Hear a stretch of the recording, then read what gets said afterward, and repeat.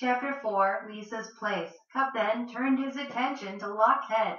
He was engulfed in her good looks. He leans forward.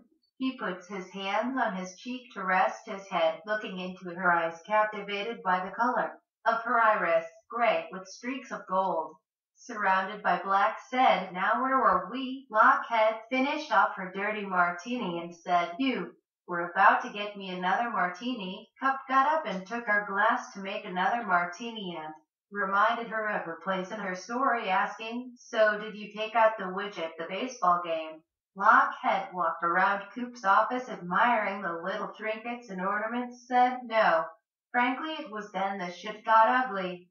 Ninjas dropped in from the ceiling. They had a box-like device and threw it at us. It turned out to be a hologram device." Cup, shocked, asked what.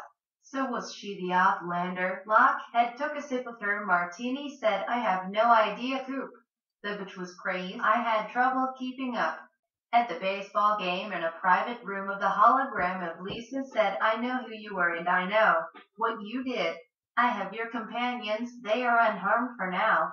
My guards will escort you to where they are being held." Lockhead bent over to speak to the small hologram and asked, "What do you want?" In which Lisa replied, "I want the ring. My dear sister told me the only way I would get it was to pry it from her cold dead finger. And you seemed to have done that for me. Now I want it or you friends will die." Lockhead said, "Well, you can have it." When Lockhead got to Lisa's building, she tried to give Lisa the ring, but when she went to take it off the ring, it lit up and shocked her. Lisa, looking intrigued at the ring, said, "This must be more of that sorcerer's magic." Lockhead asked, "What sorcerer? Is it a man? Maybe it's the same Offlander we are after. Once we find the Offlander, we will be out of your hair and I can go home." A guard rushes into the room, interrupting Lockhead, and Lisa addressed Lisa, "Mistress, 2 of the prisoners have escaped." Lisa was so angry she reared and yelled, "Damn it, incompetence," as she raised her palm towards the guard, and he was levitated and forced through him to the wall. The guard got up and walked off limping. Leaning forward to get Coop's attention, she revealed a little more cleavage. Lockhead said, "Lisa's place was really nice. Cup, you should have seen this place. It was very elaborate. The walls were busted out. She owned the whole building. She kept her prisoners in the boiler room.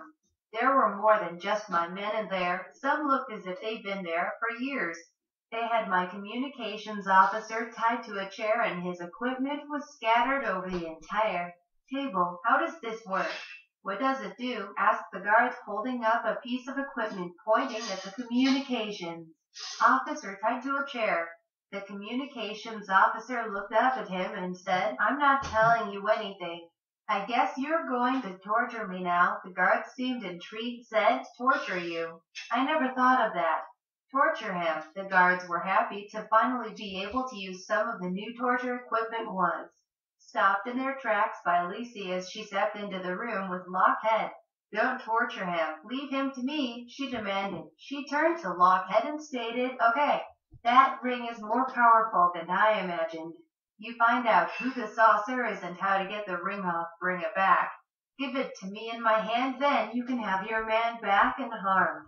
"Is it a deal?" Lockhead asked. "How do I know you will not kill me to get the ring?" Lisa stated, "In this case, my dear, knowledge is power.